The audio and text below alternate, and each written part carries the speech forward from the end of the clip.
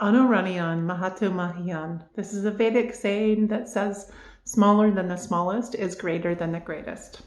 And what this means is that what is beyond even the smallest particle and molecule and Planck scale, this unified field of pure consciousness or Atma, this is beyond everything.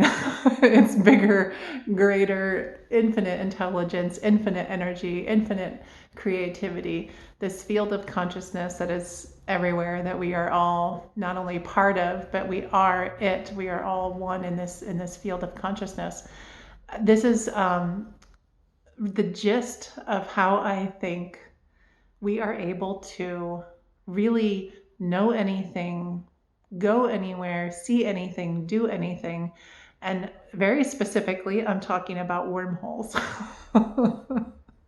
And yes, I'm talking about wormholes because this is something that I've experienced. I've talked about this in a few videos where I describe the process of how I came to do some energy work that I am now practicing and I've been doing for the last 5 years. And just a little backstory. So I'm not a physicist. I'm not a quantum physicist. I am, however, somebody who's been very passionate about Vedic science and studying consciousness and spent many hundreds, thousands of hours meditating, doing advanced techniques, cities, and living in this field of consciousness and exploring it and enlivening it, and dedicated many years of study and experience, direct experience of this.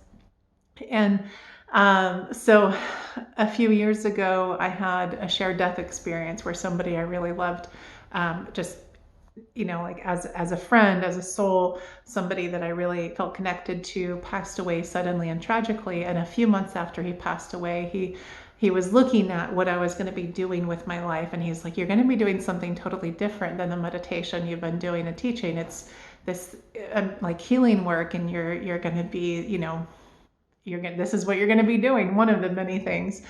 And at the time, I didn't really know exactly what he was talking about. And I was having direct communication with him through really amazing psychic mediums who, one of them I met just a few days after he passed away, just completely coincidentally. So she was able to communicate exactly what he was talking about and what he was looking at in my life, my past, my present, and my future in great detail. And the medium didn't know me when we met, so she knew none of this, but she was able to communicate what he was seeing and like looking at our Akashic records and all these phenomenal details. Anyway, so I was in a lot of pain. I was really like traumatized by his death, and in this period of intense like grief and anger and sadness, and it was completely miserable. It was kind of, really an experience of hell, to be frank. And I was sitting and just, diving into this experience and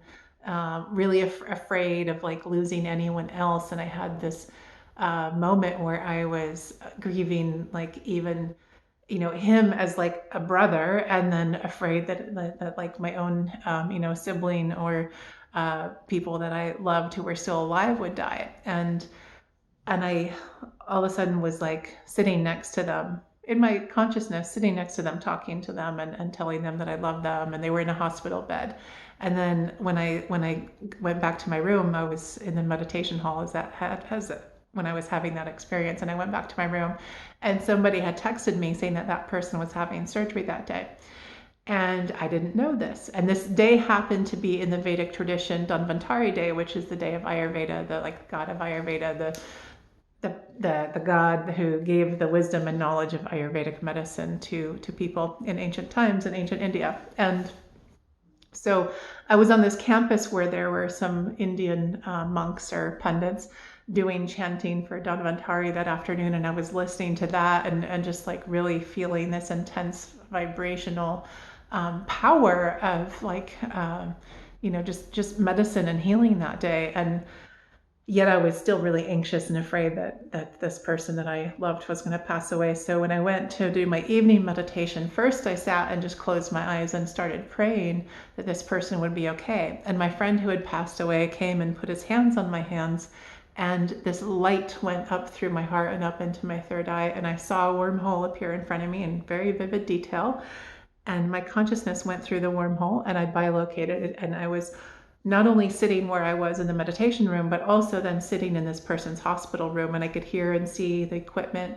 So I knew that this person was okay. And this was my first experience of a very clear sort of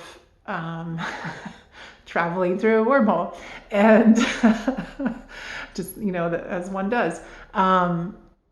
And I've had this experience now many, many times because I've been doing this energy work, and I connect with people at a distance, and it's very easy. Like, it only takes a second now. It doesn't matter where in the universe or multiverse anyone or anything is. We can tap into it, because not only are we connected, but we literally are one. So it's quite easy. And this experience of the wormhole, people, I think it's what people are often describing when they describe the tunnel, either in a near-death experience or, when somebody passes away and they come back, and then they can share the experience, because they don't actually physically die. So they can give the testimonial for what it was like when their consciousness left their body and they experienced this going through the wormhole into or out of the body. And a lot of people wonder, like, what is the tunnel? And I'm not saying that this is like definitively it, but I do think that these sort of strands of light that connect us, they're what's the word that I'm thinking of? Like the way that the energy and the light moves from our chakras, it's like these tunnels, portals.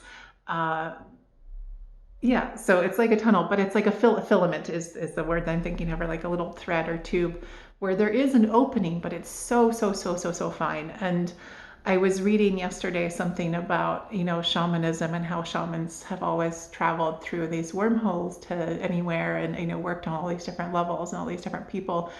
And it's very similar. Like, whenever I look up what I'm doing, the only way that I can describe that, there's already written descriptions of what I experience is through different shamanic traditions around the world. And it's interesting how similar they all are, even though they're all over the world. But this experience of like consciousness going through a wormhole and teleporting to anywhere, anytime, somebody was speculating, well, then the consciousness would have to be smaller than a particle, because only something that small could go through a wormhole and survive and come back. And people are like, well, you could go through a wormhole, but you couldn't come back. But that's if you're thinking on the material level. Even like a particle or something so small, it's really, this field of consciousness is beyond these physical particles, protons, electrons, like everything. It's beyond everything. And this is coming back to the saying that I said at the beginning, Anuraniyan Mahatu Mahiyan, smaller than the smallest is greater than the greatest. And this is really a perfect description of this, and how we transport via wormholes, or these tunnels of light. I don't even know if wormhole is exactly the right word, but I think so.